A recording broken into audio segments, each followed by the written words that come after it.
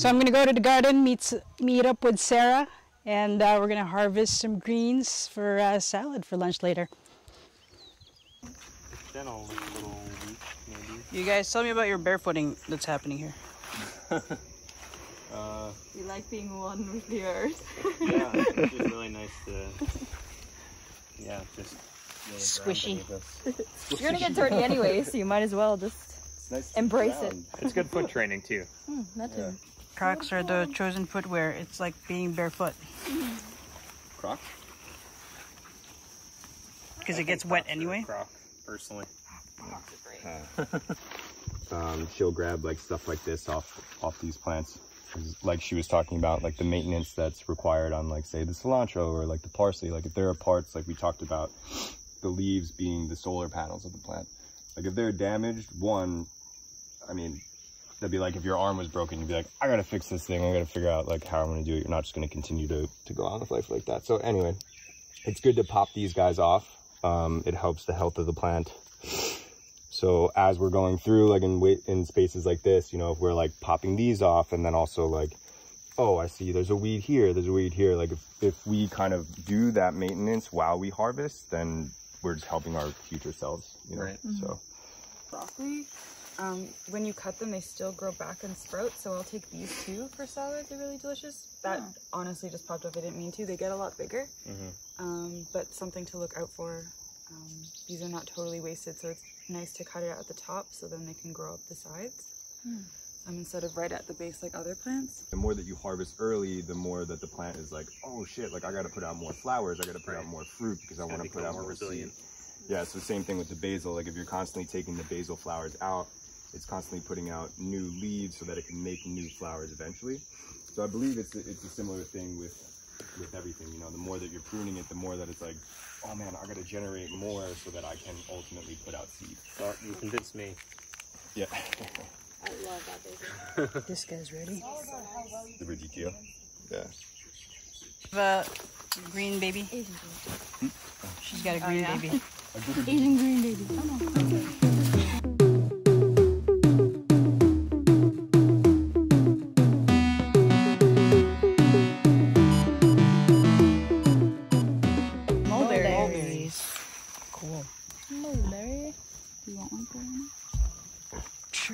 They're so good. Ooh, check out this one. Juicy guy.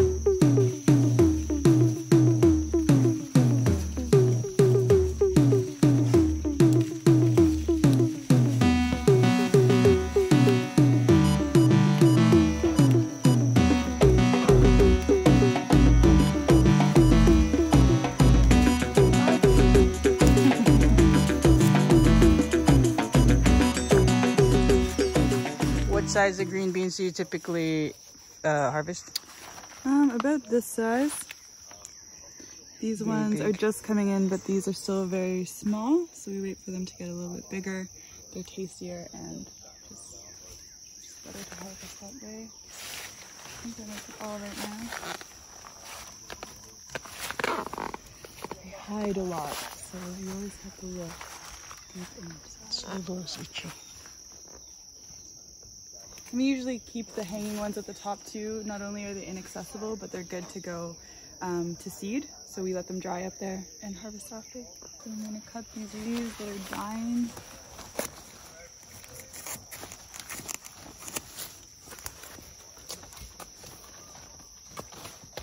So as you're harvesting, you're kind of just going around and yeah, maintaining the plants, keep them healthy. And for these, you just want the top. You'll see that they're a lot thinner, I guess, than the main stalk, which is hardier. This is the edible part, so you want to take the first 3 to 5 inches usually. And it grows back really fast, so you don't have to worry about taking too much a lot of the time.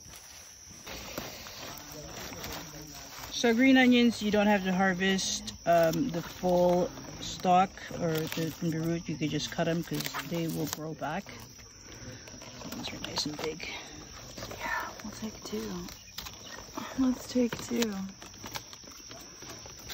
The way to tell the green onion from the leek is just like the tip. It's pointed. some dandelion. So you're harvesting from the side, from the bottom and the sides? And sides, yeah. And while I do it too, I take off the bottom parts just so that they can compost in the ground. It helps regenerate the soil.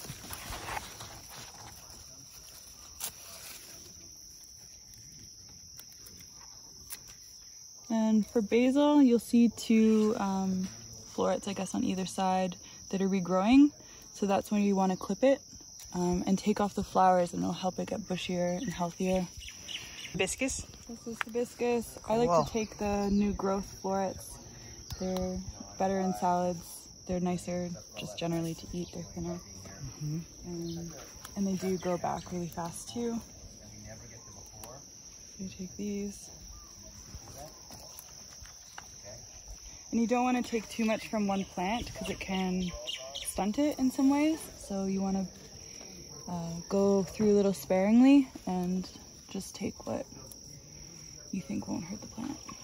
So how do you know if a cabbage is ready to harvest? Usually I tell by the leaves that are closer to the ground. If they're getting eaten, that means they're being exposed. You can tell too at the top. It just looks like it's getting older. It's been in the ground a little bit too. So what I do for this, I just take it at the root here. You can leave this in the ground. It'll fix nutrients in, the root will disintegrate and all that stuff. And while I'm here too, I pick off the leaves, give that back to the soil as well. We have some cilantro. You want to take the outside pieces, basically if they're falling on the ground, but it's good. Cilantro is a pretty delicate plant. It doesn't grow back so readily as parsley and stuff, so you don't want to take too much. This is enough. Here. So this is okra. This is a little bit big, but it's still really good. You don't want it to get much bigger than this, just because it gets really hard. So you just cut it like this. There's another one here. Got these. So this is loofah. You want it to get about this big. If it gets any bigger, it tastes more like a zucchini than it does a cucumber. This is still pretty crisp. So you just cut it from the top like that. And it comes from these flowers, which is really cool. Oh, nice.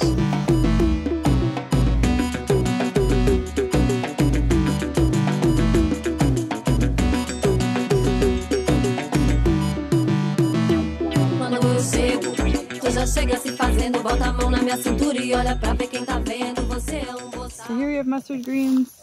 They're doing really well. It's rainy season, so the tent here provides a lot of protection from all the rain. And for these, you'll see that the outside hangs a lot lower, so you want to pick them up or they'll get eaten. Not all of them you can harvest, but you can just leave them there on the ground. This is community garlic. You can just cut it down at the base. This stem is much more fibrous, so you cut it down about that much. You can eat the flowers, and they're really pretty in salads and stuff. So, yeah. So this is red lettuce. To harvest this, you just cut it at the base. And yeah. Is it a certain size that you want it, or is it just based about on the this leaves? size, not so much based on the leaves. It could maybe have grown a little bit bigger. But yeah, this is a good size. Cool. Here is arugula. When the leaves get about this long, this is really mature. You can take this. Leave the younger leaves, they'll get much bigger. Yeah. You don't want to take too much from one plant again, so just the bigger leaves, leave the rest.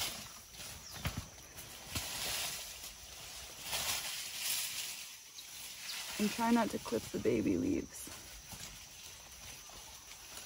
Yeah.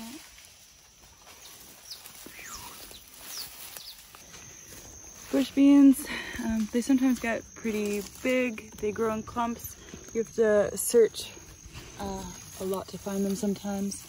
But this is about a good size. You don't want them to get much bigger because they do get very fibrous, not as enjoyable to eat.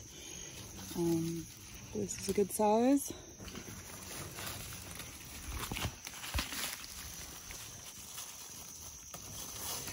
And while you're going to, it's good to take off some of the bad leaves. If I had my shears readily, I would do that.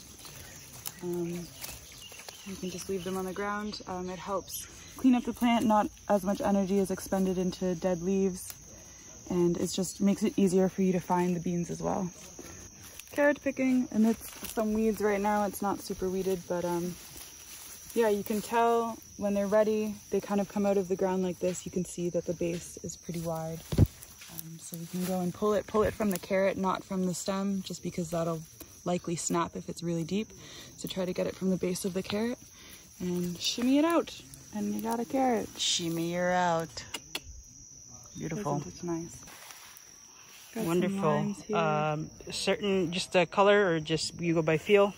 The color, so they're normally a dark green. I don't know if you can see on the tree, kind of like this. As soon as they start getting a little bit yellow, they're ready. By the time they get too yellow, they fall. And you can pick them up from the ground too, but they can ripen once you pick them like this. Katuk. So you want to pick the younger leaves. You can tell they're a lot nicer. These ones are a lot more fibrous, not as nice to eat.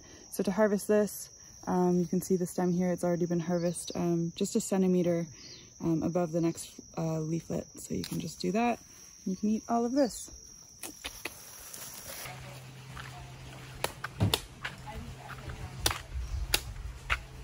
This one's going so well. This one's harder. Oh yeah? This also isn't going great. Thank you for documenting it. Hey, you know, difficulties, challenges. Just gotta keep hacking. Yeah.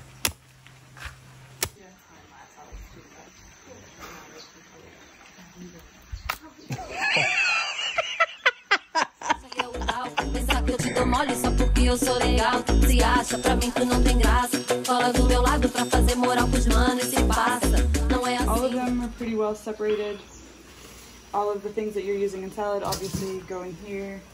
The shinjuku, which is closer to the bottom, if I can find it. Pull out your bulky items, put them aside.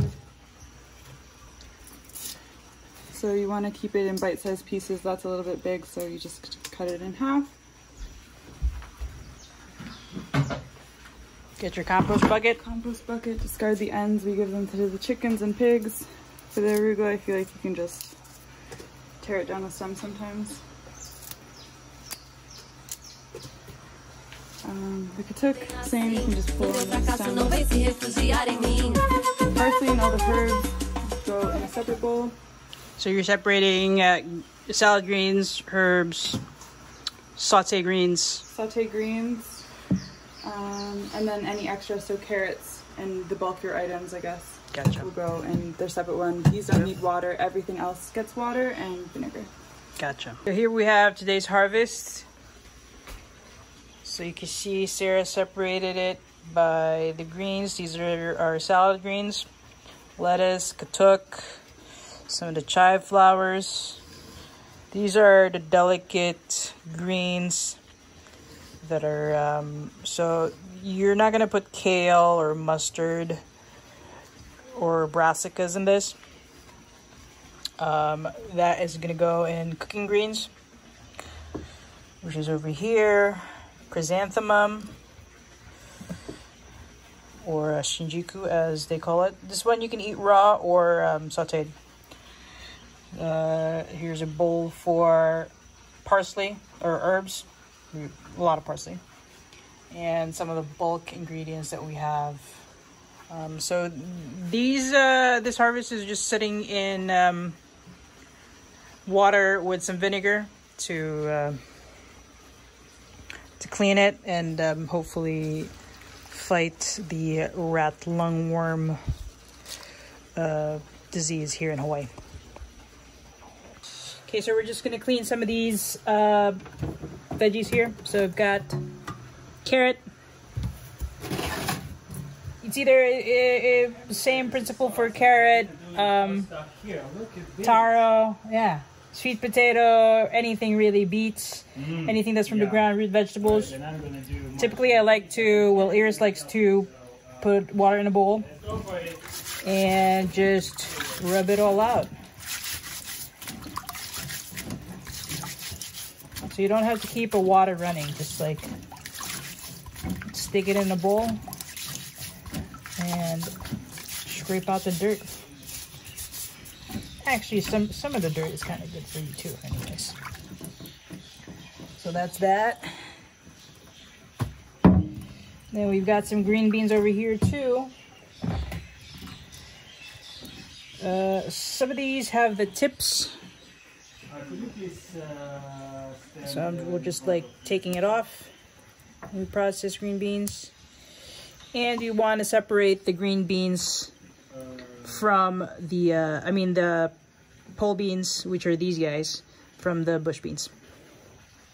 Tomatoes, these are not ripe yet, so you want to put them in a brown paper bag and let them ripen for a few days. Same goes with avocados. Here we've got a bunch of parsley. We always have a lot of parsley. I like to break it off from the stem right over here.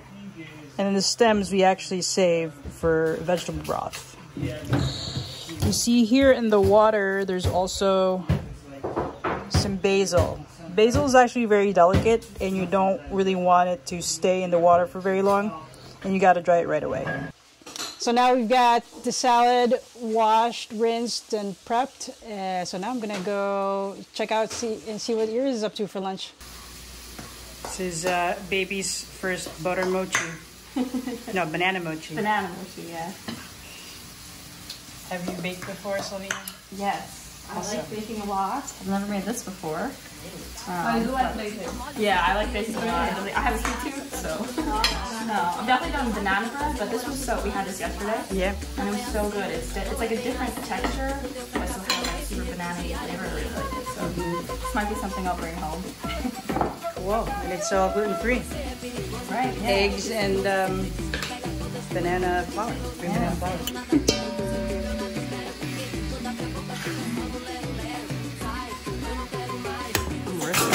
There we go. The eggs are gonna bind it together and kind of make it harder. I mean, it smells good.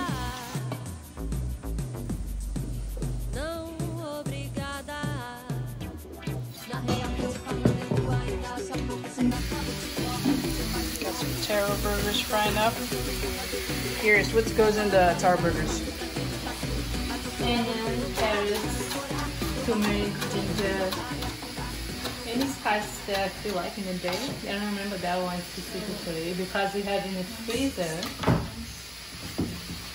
Yeah, we have that. The freezer is very nice because we make a bunch. So that taro, taro burger is very simple. I cooked the onion before and the vegetable. The taro also steamed before, so can mix all together and then make the shape and fry it up when it's ready. So you don't need anything to bind it? It just sticks together by itself? Yeah, I put one egg.